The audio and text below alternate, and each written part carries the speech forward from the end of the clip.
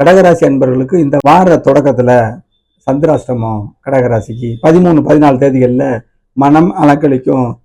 அமாவாசை சந்திரன், அமாவாசை நோக்கி போகிற ஒரு சந்திரன் ஒளி பெறுது. இப்படி சுபத்துவ பாவத்துவ கலப்பு இருக்கிறனால எந்த ஒரு காரியத்தையும் அவசியமான காரியங்கள் இன்னைக்கு விட்டா அடுத்து இல்லைங்கிறத மட்டும் நல்ல குறையை பயன்படுத்தி செய்து கொள்ளணும்னு சொன்னேன். அடிக்கடி சொல்றேன். இப்ப பாருங்க, இன்னைக்கு இல்லாட்டாலும் நாளைக்கு செஞ்சுக்கலாங்கிற நிலைமை வரும்போது உங்களுக்கு தெரியும் உங்க தசாபத்தி அமைப்புப்படி நடக்கிற விஷயங்கள்.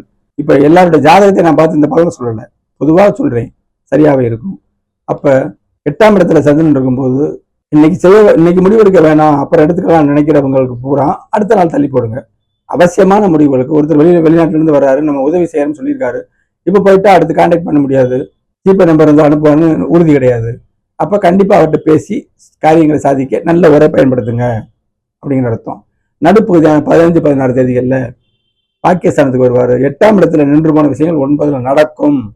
எப்படி நடக்கும்? அங்கே மீனத்துல கெடுபலனும் நல்ல பலனும் கிரகங்கள் சேர்ந்து இருக்கு, ஏப்ரல் வரைக்கும் இருப்பாங்க. அப்ப 9ஆம் இடத்துல நம்ம பிக்கப் பண்ணணும், இந்த பாக்கியங்கள் அடைவதற்கு நம்ம முயற்சி செய்யணும்னு அர்த்தம். அவ்வளவுதான் அமைப்பு. அப்புறம் பார்த்தீங்கன்னா வார கடைசியில் 17, 18, 19 தேதியில் பார்த்தீங்கன்னா 10ஆம் இடத்துக்கு வருவாருங்க.